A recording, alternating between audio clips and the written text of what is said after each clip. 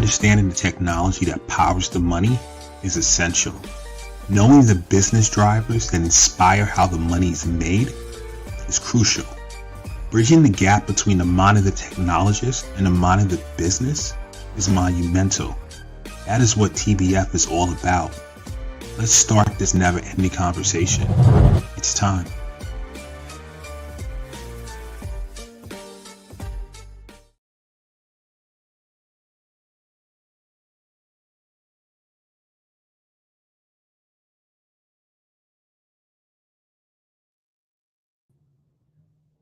Friday, we are back with another episode of the Tech Behind Fintech. Joining me is my guest, Laura Gibson-Lamothe. Laura, how are you doing today? Good. Thank you so much for having me. Excellent. Today's show title, The Fintech Education Boom. Can academia keep up with industry disruption? I love it. So I'm going to get into my whole soliloquy on why I love it. But before, I'm going to do some housekeeping stuff. We are streaming live from Facebook, LinkedIn, YouTube. We also have a stream going from Instagram. Shout out to my Instagram people. And if you're on Instagram, go to the Tech Behind Fintech. So you don't only see my face on this phone, you see my guests too. And you can ask questions and we'll post it. All those who want to ask questions, feel free to drop a comment. We'll add you to the show and post your question or your comment live. So now the housekeeping is done. Laura, pretty exciting for you being here. I'm going to formally introduce you and read your wonderful bio, and then we'll get into the show. Today, we're joined by Laura Gibson-Lamothe, Executive Director of the Georgia Fintech Academy, where she's building the next generation of fintech talent. With over 20 years in banking, finance, and financial technology, Laura has led projects at Bank of America, Wells Fargo, Ally Bank, Featurespace, and Protiviti. At Georgia Fintech Academy, she connects students with career opportunities and industry leaders, ensuring they graduate ready to innovate. Under her leadership, the Academy now spans all 26 public universities in Georgia. Laura also serves on the board of TAG Fintech Society, Paytech Women, and Lamisted, and has been recognized as one of Georgia's Trend's most influential leaders. We're excited to have her on the Tech Behind Fintech today. Oh, that was great. I love that. I might need to use the recording for my intro and other sessions. Thank you for that. Hey, no worries at all. So the fintech education boom. So this is the second show we've done on fintech and education. And it's really interesting. I don't want to date myself, but, like you, reading your bio, been in this industry for, over 2 decades as well. And, at the time, your options in undergrad were like, all right, you're going to major in finance, or, obviously I was a computer science major and so forth. But when did you see the fintech and education trend start? Like when did that happen? Well, it actually marries well with the mission and the background of how the Georgia Fintech Academy was derived. So, being that we're in Atlanta, Georgia, headquartered, and we have such a booming fintech ecosystem here, conversations happened naturally just around the workforce and workforce development initiatives to support this booming industry. And right here in Atlanta, we identified the demand, the need, and some projections around 5,000 jobs, early talent would be needed in the next 5 years. And so back in 2019, that was the conversation between academia and industry, all at the table, discussing what the plans would be to help fill that need. And so it started off with, let's evaluate the curriculum. And you mentioned it quite nicely. It was either finance or CIS, computer engineering, as 2 kind of tracks.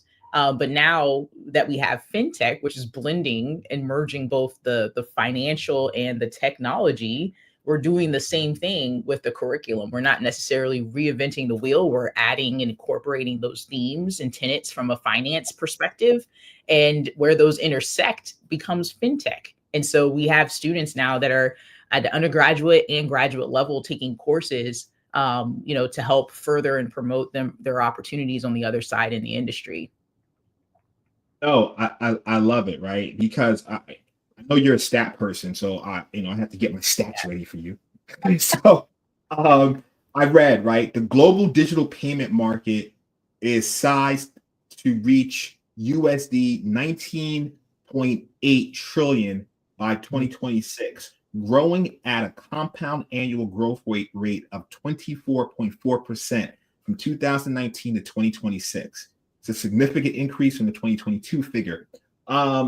So we know this is a booming industry, right? Another stat, they said the digital banking platform market is expected to grow from USD 12.94 billion in 2025 to 34.7 billion in 2033. So the numbers are there to support it, right? Yep. I guess the question is, I like how you said it. You saw they saw 5,000 in 2019 or so. It was like 5,000 jobs are expected in this area. How do we prepare for it? How do we? And then from there, academia and the industry started to collaborate. Mm-hmm. Yep. And I So think, that's yeah. Yeah, and what you're highlighting is, I think, one of the appeals from a student perspective. So, the demand for fintech education has not only increased from a workforce development perspective and from the industry who's looking to hire, capable, skilled talent, but on the other side, you have students that are seeing these trends that you're talking about. I'd like to say there's money in money. And so when students are looking for where there's going to be opportunity and the biggest bang for their buck in their investment and their education, there's opportunities and vast opportunities in the fintech space. And not just fintech, we're talking about payments as a whole, financial services, all of these players that play in this space. And I think the opportunity is just so vast that it gives us a lot of creative ways to really market and socialize that, there's an opportunity here for you, no matter what your background is. And so, given that we talked about some of the curriculum that we're developing, there's also folks that are in kind of adjacent kind of functional areas like marketing and product who are also interested in this, particular niche in this industry. And so being able to highlight and showcase the trends like you just highlighted, but then also married with the fact that here are all some of the functions that people, have, the roles that exist in the industry and the career pathways, and then helping the students navigate that has been, quite rewarding. No, I could imagine. What I'm curious about, and I was kind of getting to that, but I want to understand how exactly is a curriculum developed, right? So you have a situation in which we see a gap. You're talking to industry leaders. How does that then translate back into the classroom?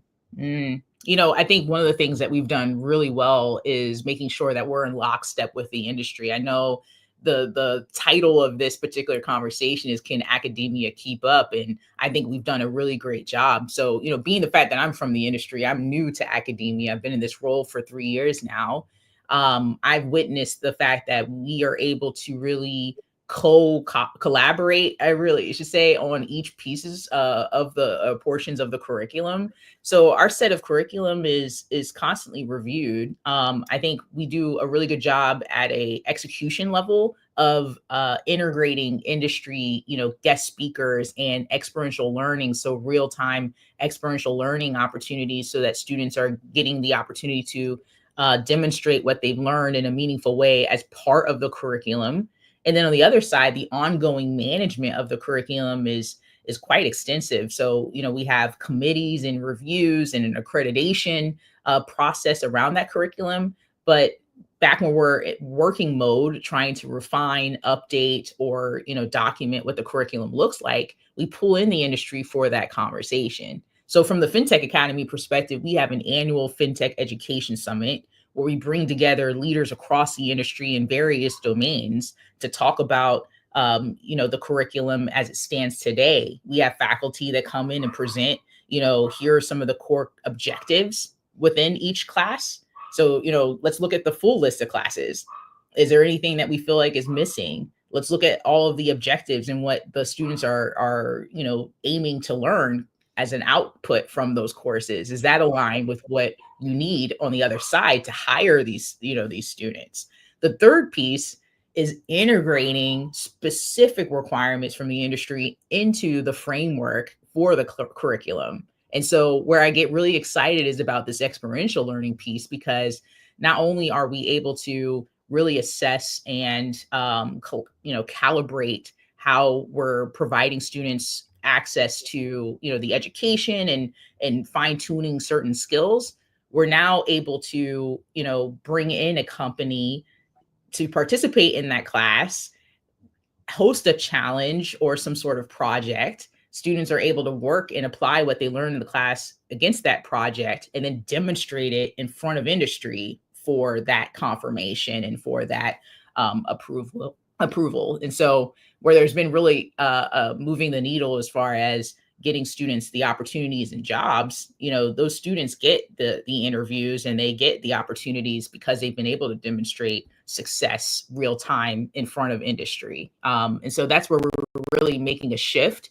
Is it's not just in lectures and the training in the classroom, it's also adding that experiential element so that students can really get an opportunity to really practice and put to work what they've learned and demonstrate the skills that they have in front of industry.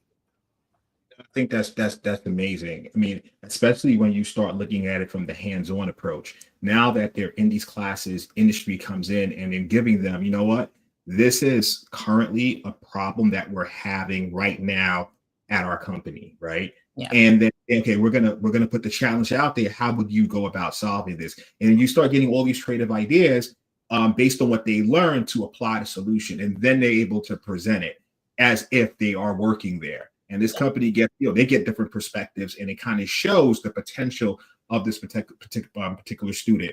No, it's brilliant. Like I don't, I was in undergrad in the 90s, so it was a long time ago, and I don't remember doing something like that. I mean, we had our own set of things that we did to prepare us, but nothing like what you just described. And I think, and I'm sure you've heard this, a lot has come out and says, you know what, college or universities are so behind in the industry. They're teaching outdated stuff that no one's using. Like you learn all this stuff, and what's the point of even getting a degree? And a lot of back and forth. Like, what are your thoughts about that? Yeah, I mean, in tech, it's clear. I mean, employers are looking for specific certifications, technical aptitude, and some fundamental things like critical thinking skills and communication skills. And across the board, we've been able to demonstrate that we have success in helping students achieve those things. I would say, because it's so black and white in our space, it's pretty clear if you have, a data science, specific student, their skills can be demonstrated or assessed, I should say, quite quickly and easily. And for us, we're applying, the finance lens on top of that. So from an AI perspective and machine learning perspective, we have students that are creating models, leveraging, anonymized data sets, and really being able to demonstrate their skills. And so I feel like that's where we're a little bit more clear in that area, in that space, where we're really helping develop the right level of skilled, experienced talent. Also, we have a comment from our audience. In terms of the hands-on discussion, Billy McGee says, "This is the way." Thanks for your comment. I love that. I know that reference, Billy. It is the way. I think the only way to really get students, and it gets students excited, I think also. I mean, like you just mentioned, I didn't necessarily have that experience in my collegiate, experience personally.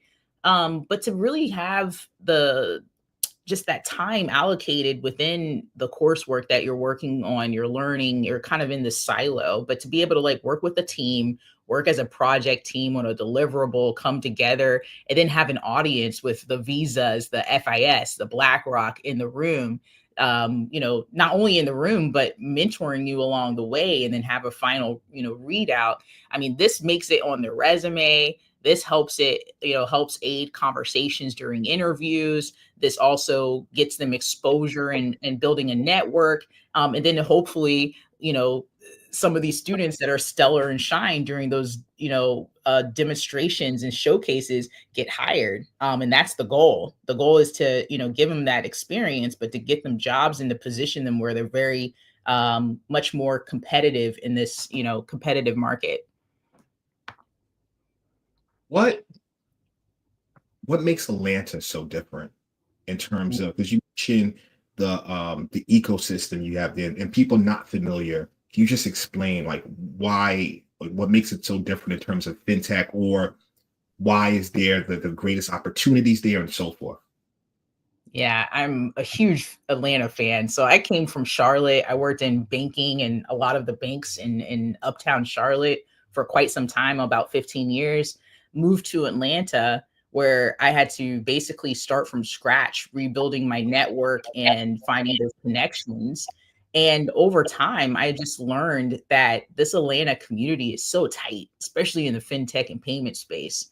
We mentioned, earlier how the ecosystem here is booming, not only from, a large, corporate perspective, but also from a fintech startup perspective as well. And the stats, that I've talked with you before, I'll reshare, but, we're transactionality. Some of the largest processors are also housed and or headquartered here, like Global Payments, TSYS, FIS, and the list goes on as far as, Fortune 500 companies that play in this space: Deluxe, Incom, Visa, MasterCard, Capital One also have an office here. But there's just so many companies doing some really exciting things in our backyard. But then you marry that with the university system of Georgia, which is an ecosystem of universities and institutions, 26 colleges and institutions across the university system.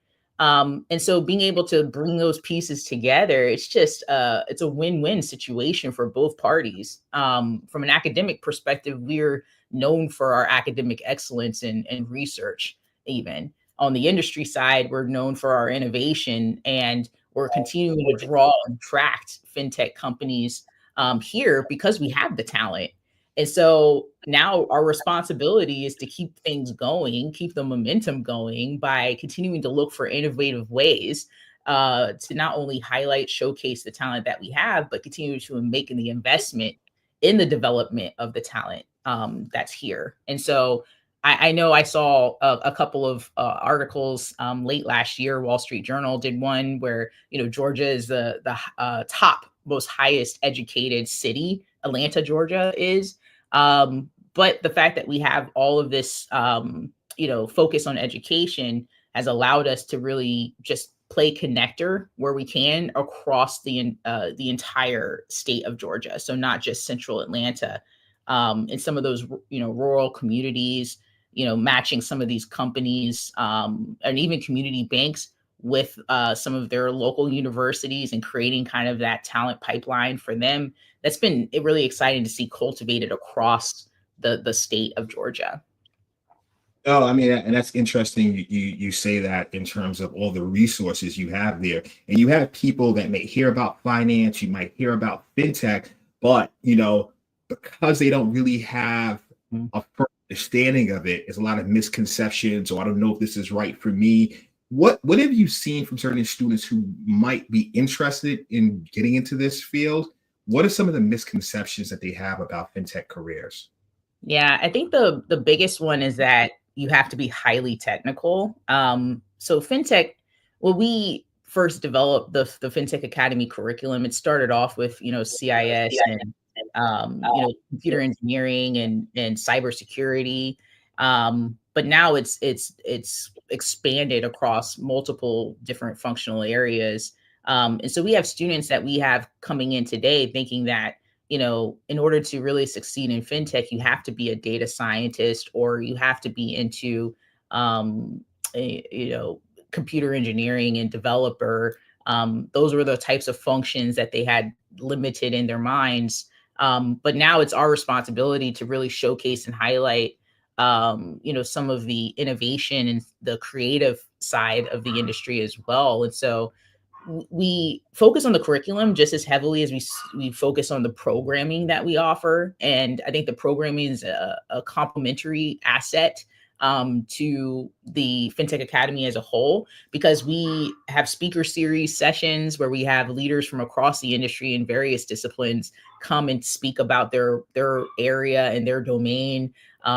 Speakers talking about the card plastics, which I worked on a credit card, co-branded credit card project back in the day. And I fell in love with the fact that I was so involved with tech. So customer, facing technologies or back office, customer support, call center technology capabilities. But now I'm thinking about the actual card plastics and the EMV chip and the manufacturing of that. And so students are just amazed at some of these things that they didn't even think about, that exist as a role or a function in this industry, when their line of sight was just so linear and so technical. And so I think, for us, it's exciting to kind of demystify, I think, what fintech really is, as a whole, and then also broaden the students' perspectives on what opportunities there are for them and how they can see themselves in the industry. I also want to say I got my undergrad in fine arts and master's in graphic design. I fell into fintech like most people back in the day. I worked for some banks because I couldn't find a job in the arts, actually. So I started off in project management, and managing some like technical initiatives, fell in love with data and project plans. And that was kind of my gateway into the industry. And as I progressed and moved up in the industry, it was so exciting for me because I got to pick and choose project programs, got a company PCI compliant, which is strange to think about from the perspective of the fact that I wanted to focus on, maybe being a curator at a museum. That's where I started. And then I ended up leading PCI compliance for a very large organization with multiple, lines of business reporting and feeding into that function. And so there's so many different opportunities I think students can explore, but it's really about getting them not only the visibility into what those are, but like giving them a taste of what that looks like. And then getting them excited about their career path. And it's interesting that you said that, because I think some students will have that misconception and say, well, listen, I don't come from a technical background and I don't even necessarily want to be deep tech, right? But, giving them options for, product management, project management, different aspects that can use some of your soft skills, organizational skills to still push the initiative forward, and, getting them prepared for that and so forth. Like in your career example, for instance, right? Fine arts, through your undergrad and graduate experience, but you still are able to be very successful in the financial services industry. So, and I think that's to what you mentioned, it's important for students to realize that. Have you seen a lot of cases like that in which maybe you'll come in from a non-traditional, or maybe, lack of better words, like just basically a non-technical major, but they've been able to find success within the Georgia, within your academy, and also then get a job afterwards? Do you have like a story like that?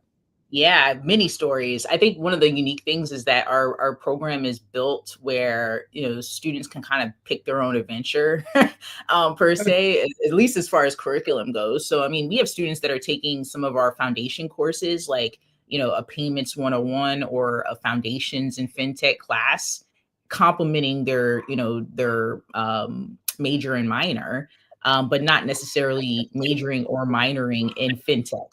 And that's a perfect example where they have, they're pursuing a certain area, but they're just complementing, some education exposure to fintech, and then also leveraging a lot of our resources to identify an opportunity in the fintech industry. We've placed over 2,100 students, in the past 5 years.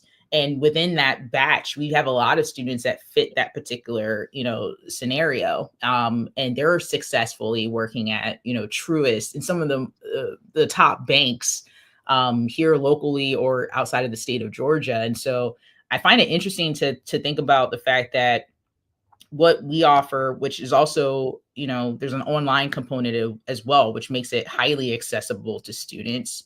We offer it not only at the collegiate the level that we're talking about, but also through the Department of Education. So we have students that are in high school taking fintech foundation level 1 courses, just exploring the fintech industry themselves. And so, yeah, I think the opportunity is, really to expose students through I call it evangelizing on behalf of fintech, which is what we socialize and promote throughout the university system and then also at high schools. But now just giving students the understanding that there are career pathways that can be tailored to fit what they really want to do and what they want to focus on. And it doesn't necessarily mean that you have to be a developer or, a data scientist. That's pretty amazing. So another question that I have for continuing education purposes, or maybe, in not putting a student in a certain age bucket, you can be a person who wants to make a career transition, right? And you want to learn more about it. How can they leverage the Georgia Fintech Academy? Can they take your courses, or like, how does that process work? So they can take our courses by way of any of the 26 institutions across the university system of Georgia. So those are all public facing institutions. And they vary. So I call it curriculum as a service. We're on the back end. You can't necessarily come to the Georgia Fintech Academy to take our course. You're actually going to get a degree from one of those accredited institutions, but in a fintech domain, which on the back end is supported by the Fintech Academy. There's a lot of opportunities. It doesn't necessarily mean, a 4-year degree. You could do a certificate. There's even a master's program as well. And we're looking currently at other ways to offer fintech education into the market, like micro credentials, for example, and being able to have an industry endorsed certificate. And so those things are evolving as we're starting to see the demands in some alternative academic pathways, I should say. So not the traditional 4-year approach. Students are looking to get to, the industry as quickly as possible, start making money as quickly as possible, and maybe in parallel continuing their educational journeys. And we're starting to build frameworks to support that. The other piece is, one of the things I'm really excited to explore, and we're currently, piloting and working with some companies in the industry on this, is offering what we've, refined as our core curriculum inside their institution to their employees. So through their learning management, divisions within their organizations. One of the things that I think is interesting is, we're talking about, my career background coming from the arts, from an academic perspective, entering the industry, and having 20 years in the industry. I learned on the job. I learned about payments when I was working on some back office, letters and statements, and asking some questions about how does this work, and then understanding some of the regs and the compliance factors around it.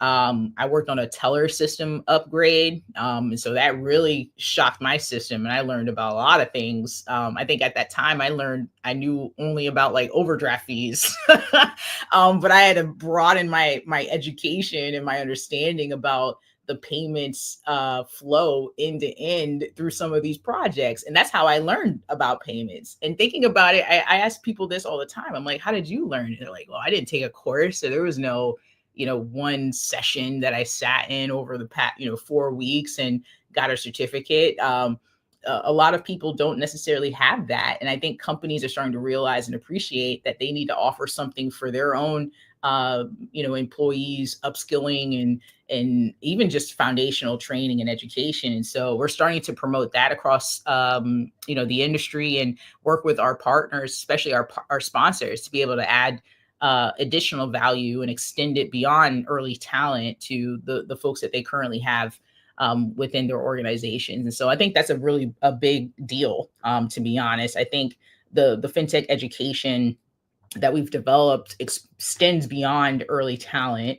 And we're now talking about so many different quadrants or areas, from, like I mentioned earlier, banking and general finance, and frameworks around, some of these areas are being developed. But then we also have very niche things like blockchain, AI, and others, where I think there are more themes or emerging trends that are really relevant for internal employees to keep up to speed and up to date on what's going on in the industry. And so academia can really plug a hole, I think, for that. I mean, 100% agree with you. And I want to piggyback on what you said in terms of learning on the job. So I remember when I consulted at, JP Morgan at the time at UBS, and that was like, around that 2008 before. And no one taught me in school about mortgage-backed securities or credit default swaps. I had no clue what that stuff was. But through their documentation and having to release their software, I mean, the applications we were doing internally, you start learning about this stuff. So, to your point, you didn't really have a guide or some sort of academic resource to then learn from, or it's not stuff you learned in school. So it's interesting. As soon as you said it, I thought about that. And that was one of the, back then, in those scenarios, that was one of the challenges, is like trying to understand this stuff, because you're on the technology side, but we have to interface with the business. So you have to kind of understand what they're doing, not the level that they're doing it, but still understand it. You're building an application or you're releasing it to solve their problem. That's why I chuckled when you said that. I was like, yeah, you're absolutely correct. Have some stuff from the audience. Let's read it through. Billy McGee, I love it, Billy. Thanks for commenting. Appreciate you, man. Agree. The core skills can come from many disciplines. Music, art, philosophy, sociology, psychology are the fresh perspectives that help drive change. Technology is everywhere, as fintech as the backbone of any org. Thanks, Billy. Yeah, that's so true, because I feel like now the industry, I mean, we've been talking about it for a long time, to be honest. Innovation has been a key word that every leader has in their deck, town hall session. There's always time allocated to talk about innovation. And where people are going to truly innovate is where they bring diverse minds and backgrounds to the table in creating some of these solutions. And I love the fact that you highlighted, music, art, philosophy, even psychology. There's a psychological element also. We want to, in the fintech space, we're trying to be able to provide, cutting edge solutions that really hit on some of the customer needs. But there's an art to being able to explore what that truly means and how can you meet and reach all people. And so I think it does require us to think a little bit more open-mindedly, or talking about the types of functions and the type of resources that we need in the industry to really be successful at achieving that. Love it. Thanks, Billy, for the comment. Another comment from our audience. Speaking of universities, one of my friends from my undergrad experience at Temple University, shout that out. Mm-hmm. Maurice Beach. Great content. Thank you for sharing. Appreciate you, brother. Moving on. We kind of talked about this non-technical, but then on the other aspect, because you are talking to industry and there's certain skills that they need, what are the biggest skill gaps that you're seeing? Yeah, it's in the early talent section, breaking that off. I feel like there's been an increased demand on critical thinking skills, which, like, outside of like being able to, I think now we've talked about like agile being a huge thing in the industry, a shift to being able to work with more integrated teams, and be flexible and really understanding the root of the core requirement. But for some highly technical students, it's a little bit of a stretch to be able to think about things as far as like the customer interaction and what is the overall goal? What are we hoping to achieve?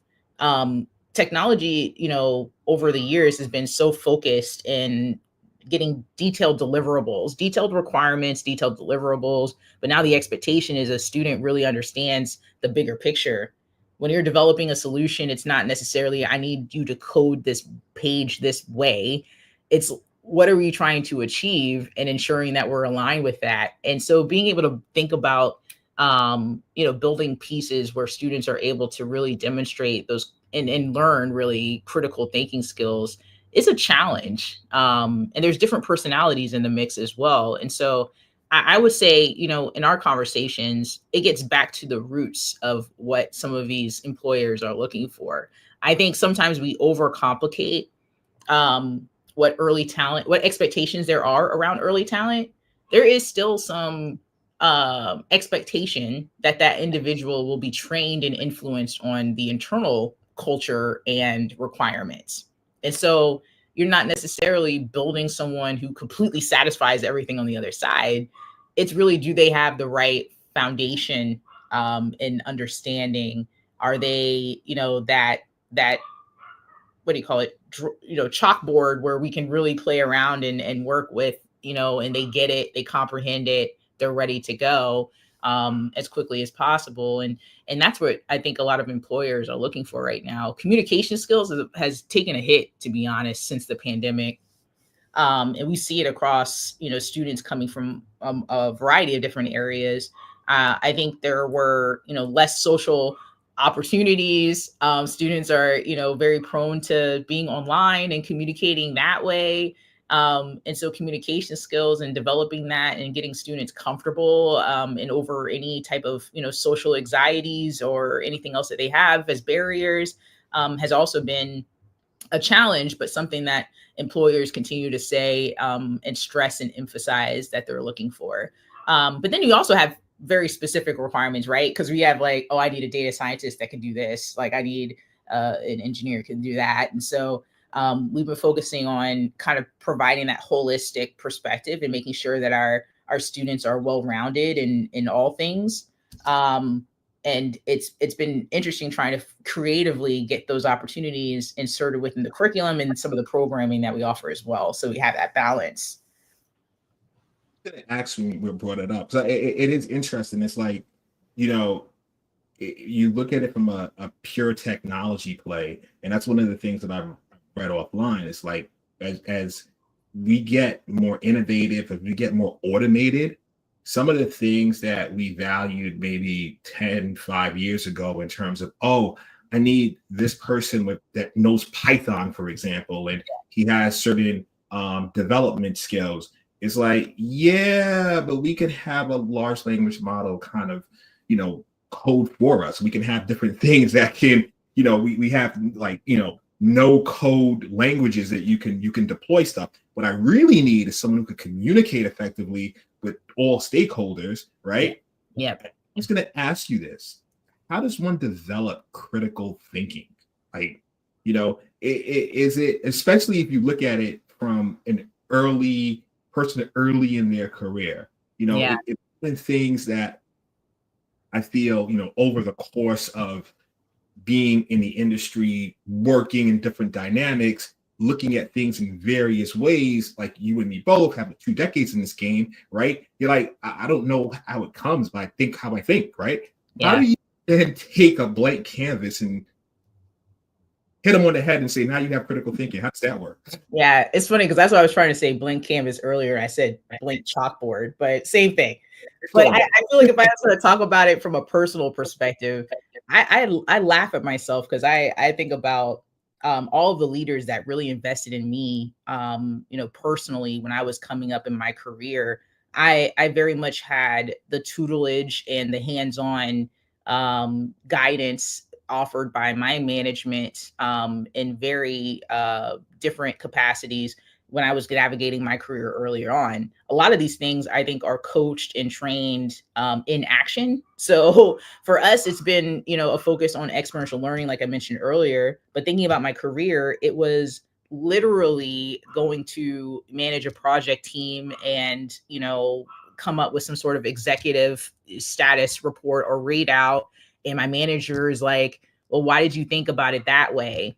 You know what I mean? Did that make sense? Did that team give you that information? Is that an opportunity for you to explore further? Do you understand why that requirement was revised in this change request? You know what I mean? And so like some of these like very specific questions teased out some opportunities to learn and to strengthen those skills. But then I also had a directive to go back and apply that. And that's what we're doing in the experiential learning opportunities, is really giving those experiences where students can have that dialogue within their peer group but then also have the mentorship and that coaching, and then the responsibility for delivering a deliverable at the end of the project lifecycle. And so I think having those experiences is key, but the only way that you can really learn is to really put someone in the scenario where they have to be challenged, I think, in that moment. That's awesome. We have a comment from Billy. He's about the critical thinking. 100% critical thinking is a gap for everyone. I often recommend the thinkingshop.org, a nonprofit that offers free resources. I'm a philosophy major, if you can't. Oh, I can tell, Billy. I love it. I gotta add that to the Think Shop. The Think King Shop. Okay, interesting. I'm gonna have to check that out. I love that because, well, to Billy's point, and it's such a good point. So one of the things that we piloted last year, last fall semester in 2024, was working with an organization called Go Studio, which is at Incom. They're an innovation lab. And so they do some of the things that I was so excited about when I was in the industry last, which was design thinking methodologies, problem framing. Some of these things are critical thinking skills and help contribute to soft skills development with the student when you're thinking about like the how, you know what I mean? Getting down to the roots of the how and the why and being able to articulate that and rationalize that. And some of those frameworks really kind of tease out those elements of critical thinking skills that we're talking about. And to think about Billy's recommendation, it's the same thing. I mean, these frameworks that now exist that didn't exist, 20, 15 years ago when I was starting out my career, really give you kind of a approach, to take when you're kind of trying to navigate those things. And also bring in a human factor, which I think also draws back to Billy's philosophy piece, which is I think people are now, human forward. We're thinking about things, more personally and how they influence and impact, people, and caring for people as customers instead of just, blanket statement, everyone is a consumer and they operate the same way. That's no longer the factor. I've seen, customer journey models where, there's all these different types of personas. Like these conversations are more near term than, broader. And I think the focus now shifting in that perspective is now enabled students to really kind of think about things from that perspective instead of limiting, limiting themselves and limiting the ability to really achieve success on the other side. No, these are all good points. I mean, when you mentioned philosophy, I was, like I said, I'm a straight, tech major all throughout my educational career. But I did have this philosophy class in undergrad. I never forgot this lesson. I just had to bring it up because we started talking about it. And it kind of blew my mind, the concept at the time, in which although we can both look at let's just hypothetically, right, a white canvas, I can't convince you that you're seeing the same shade of white that I am on that canvas. And we kind of broke that down at the time.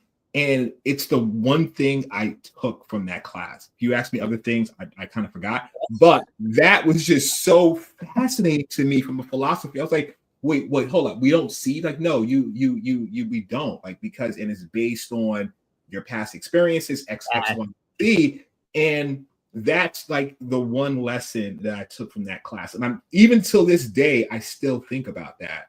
And, you could, I'm not a philosopher, right? But we can that's a whole other thing we can open up with that. But I literally just thought about that when Billy mentioned philosophy and so. No, I love that because that applies to something I'm also passionate about, which is financial literacy and financial inclusion, and giving people an opportunity to really contribute and develop their own financial wellness and success by however means they feel is necessary. But I think now, fintech has been challenged to, identify solutions for a lot of different unique, use cases and scenarios where there are, certain demographics impacted, to say that politically correct. And I love the fact that people, what you just mentioned is so true. Like, we don't all operate the same way. We don't all see things the same way. Even the wording on the page might not be interpreted the same way. And so now we're thinking about, I think, people as a whole, where we weren't doing that as an industry not that long ago. I mean, this is a fact. I was gonna say, right, we've been kind of focused on jobs for students. Let's talk about our entrepreneurs, man. Those students who are thinking about, you know what, I want to build the next unicorn, and I'm understanding this stuff. How do you help support that? Yeah, I think the biggest thing is so funny that I just mentioned financial literacy. That's been a huge deal in the entrepreneurship space at that level. So for a lot of students, they come out with solutions from their limited exposure to fintech and financial services as a whole. And so there's obviously some gaps. There's some opportunities to educate and inform, but then you're also trying to prepare them, give them all the resources and the tools that they need to be a successful entrepreneur, and then give them the opportunity for exposure. One thing that I feel like the Academy has done really well is that we, sit within this ecosystem of institutions, of universities, and a lot of them have entrepreneurship programs already. So we're not trying to like duplicate anything and become redundant. Our focus is really to provide that fintech lens and support in education and mentorship. We bring a long Rolodex of industry, leaders and volunteers from the industry, and have been able to match make where we are able to be able to provide that resource and support. On the other side, we're now doing scholarship funds. So we've been doing not only hackathons and thinkathons, but we've been, from an entrepreneurship perspective, supporting kind of pitch days and competitions on that end. We did one in the fall. We gave out a scholarship. We had it across all 26. It was open to any student within the 26 institutions. And we had, I think it was like 16 really creative, innovative solutions submitted for this competition. We had to filter it down to the actual pitch day. We ran it with an association or organization called Fintech Atlanta, which is a platform, really a community where they're bringing together executives on their board across the state of Georgia that represent this space of fintech to the table. And they have a program called Run It by the Buyers. We did a Run It by the Buyers juniors. And so these juniors, which were the 3 finalists that we selected, which ironically came from UGA, University of Georgia, Kennesaw State University, and Georgia State University, did their pitches. And it was such an exciting time to work on that, to be honest. I mean, we had, weeks of preparation with mentorship. We did, real-time pitch presentations and critiques, all preparing them for this pitch day.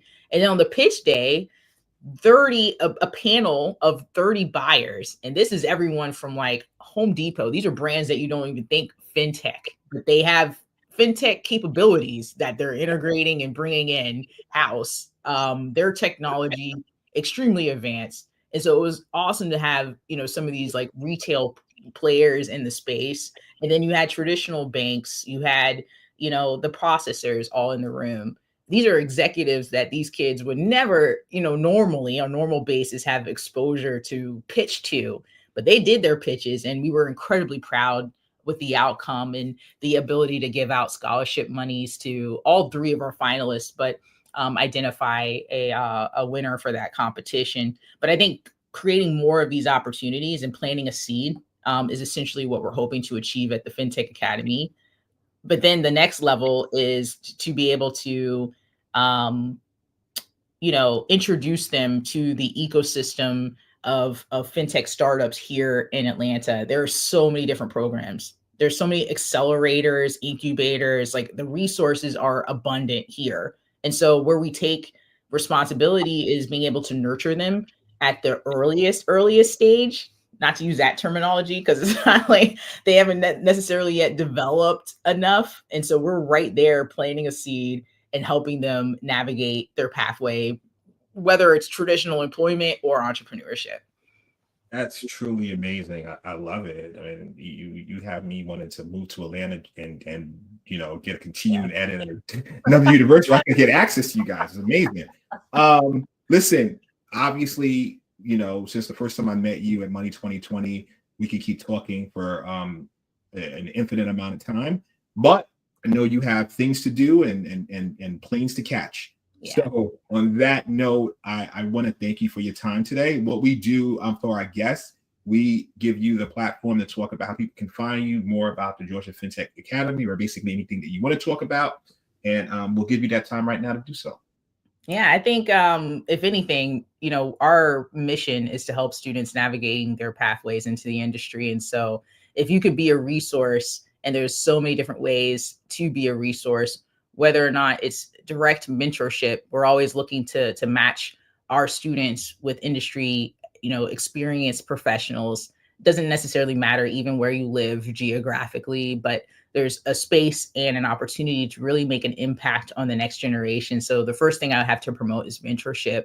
The second thing is sponsorship. We're constantly looking for the opportunity to help fund students who have financial needs and are already in the university system.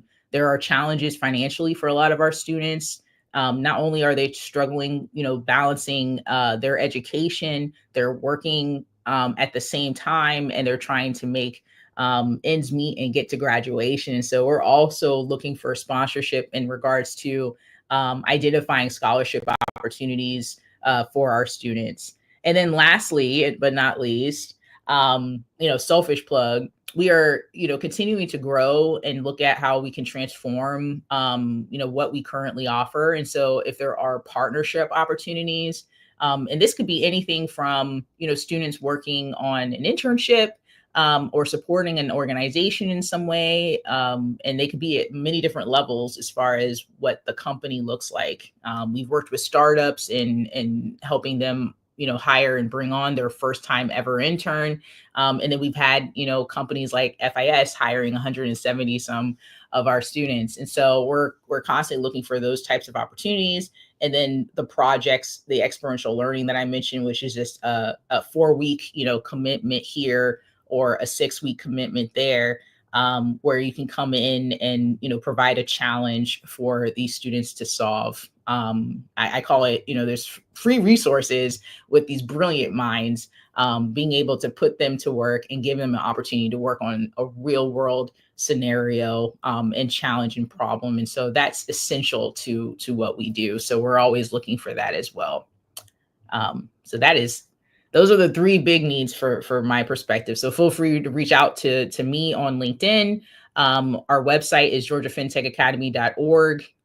If you go to that website, you'll also find a slot to submit yourself for a volunteer, or you can reach out to me directly. Thank you so much for chiming in and listening, and for the folks that were, submitting questions during this episode. So appreciate it. So there you have it. Thank you, Laura, for your insight. Let me just do a plug real quick. We kicked off the Georgia Fintech Academy. By the way, we put it on this show video, so you can see it and go there. Right there. And next, if you can, go to the techbehindfintech.com /subscribe. We have a free newsletter keeping you on top of fintech news, our guests, different things that are coming out. So you definitely want to subscribe, and you'll get this newsletter delivered to your email on a weekly basis. Plus, you'll get a heads up on our interesting guests that we bring. So once again, that's techbehindfintech.com /subscribe. And on that note, let me add that. Let me add that in. So that's there on the website, techbehindfintech.com /subscribe for our free weekly newsletter. Laura, thank you very much for your time today. Definitely you're a friend of the show, so I look forward to future conversations, and we can dive into some other topics and so forth. To all that joined in, commented, we greatly appreciate you here at Tech Behind Fintech, whether you're on LinkedIn, YouTube, Facebook, Instagram people. Shout out to Uriah. Definitely thank you for watching. And I always say this, whether you watch the show live, whether you're watching it tomorrow, whether you're watching it next year, thank you very much for your viewership and all. So on that note, that concludes our show for today. Laura, have a wonderful, safe weekend. And to all watching, thanks again. Cheers.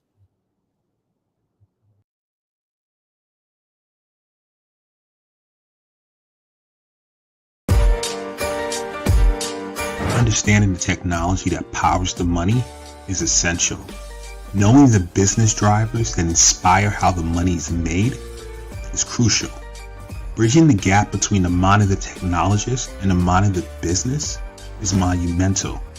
That is what TBF is all about. Let's start this never-ending conversation. It's time.